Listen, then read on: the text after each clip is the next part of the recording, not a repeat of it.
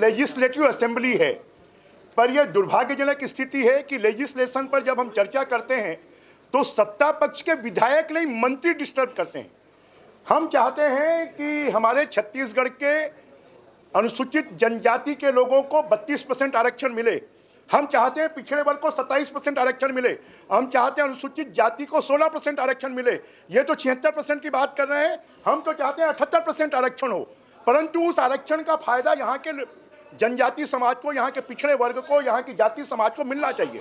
परंतु कांग्रेस के लोग नहीं चाहते कि उनको आरक्षण मिले, इसलिए नियम के विरुद्ध जाकर पहले भी हाई कोर्ट में हम हारे हैं, सुप्रीम कोर्ट में केस चल रहा है और सुप्रीम कोर्ट में केस चलते हुए हम विधानसभा का सत्र बुलाकर अवैधानिक काम कर रहे हैं। अगर हम उसको नियम कायदे कानून के अनुसार पास करेंगे तो छत्तीसगढ़ के अनुसूचित जाति जनजाति आदिवासी समाज को फायदा मिलेगा। जैसा आप लोगों ने देखा है कि अनुसूचित पिछड़े वर्ग के आरक्षण को कम करने के लिए जो व्यक्ति गया उसको कबीर सोचपीठ का अध्यक्ष बना दिया गया। जो आदिवासियों के आरक्षण को कम करने के लिए गया उसको अनुसूचित जाति आयोग का अध्यक्ष बना दिया गया। तो ये सरकार वास्तव में आरक्षण सबको देना नहीं चाहती है, ये खाली राजनीतिक लाभ के लिए कि 5 तारीख को क्योंकि भानु प्रतापपुर का चुनाव है और उस चुनाव के कारण जल्दबाजी में ये कर रही है। और इससे आज पिछले 3 महीनों से कॉन्स्टिट्यूशनल ब्रेकडाउन है, छत्तीसगढ़ में कोई भर्तियां नहीं हो रही है और आगे भी यही होगा। जब हम कानूनी तरीके से किसी विधेयक को पारित नहीं करेंगे तो फिर आरक्षण का फायदा नहीं मिलेगा और अनुसूचित जाति जनजाति पिछड़ा वर्ग सबके साथ में धोखाधड़ी या विश्वासघात करने का काम कोई कर रहा है तो ये छत्तीसगढ़ की सरकार कर रही है, भूपेश बघेल जी कर रहे हैं। हम अवैधानिक कृत्य को रोकना चाहते हैं और वास्तविक रूप से अनुसूचित जनजाति को 32%, पिछड़े वर्ग को 27% और अनुसूचित जाति को 16% आरक्षण मिले, इसके लिए हम नियम के तहत लाना चाहते हैं। परंतु मुझे ये बोलने में बहुत खेद हो रहा है कि हाउस के अंदर हम लेजिस्लेटिव बात नहीं कर सकते।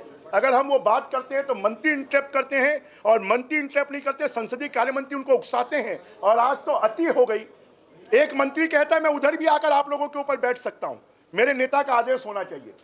नमस्कार दोस्तों, मैं हूं श्रीधर और आप देख रहे हैं नेताजी .live। जैसा कि आप जानते हैं कि नेताजी .live के माध्यम से हमारी कोशिश होती है कि हम आपके पसंदीदा नेताओं के दिए गए वक्तव्य भाषण आप तक पहुंचाए, वो भी असंपादित। रायपुर दक्षिण में कांग्रेस का दक्षिणायन। 2018 के कांग्रेस की आंधी में रायपुर दक्षिण को छोड़कर शेष 3 सीटों में भारतीय जनता पार्टी के प्रत्याशी औंधे मुंह गिरे थे। एक कैबिनेट मंत्री राजेश मूणत को भी हार का मुंह देखना पड़ा, लेकिन रायपुर दक्षिण में बृजमोहन अग्रवाल अब पराजय योद्धा के रूप में खड़े रहे। वर्ष 1990 से लेकर अब तक कांग्रेस के 7 प्रत्याशी बृजमोहन अग्रवाल से पराजित हो चुके हैं, जिसमें स्वरूप चंद से लेकर कन्हैयालाल अग्रवाल भी शामिल हैं। सबसे बड़ी बात यह है कि कांग्रेस बृजमोहन अग्रवाल के खिलाफ हर विधानसभा चुनाव में नया प्रत्याशी उतारती रही है। इस बार रामसुंदर दास को नया प्रत्याशी बनाया गया है।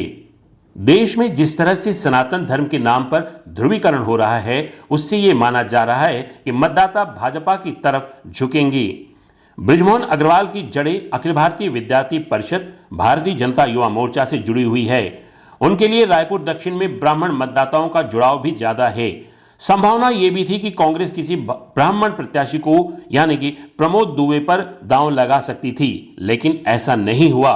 पराजित प्रत्याशी कन्हैयालाल अग्रवाल ने, जो बीते 5 साल छाया विधायक बनकर घूमते रहे और टीएस सिंहदेव के लिए समर्पित रहे, उनको हाईकमान ने सक्षम नहीं माना। हाईकमान में पैराशूट प्रत्याशी के विरोध में कन्हैयालाल अग्रवाल ने कांग्रेस भवन में विरोध के स्वरूप पोस्टर भिजवाकर गुस्सा दिखाया, लेकिन उनको मुख्यमंत्री की नापसंदगी का खामियाजा भुगतना पड़ गया।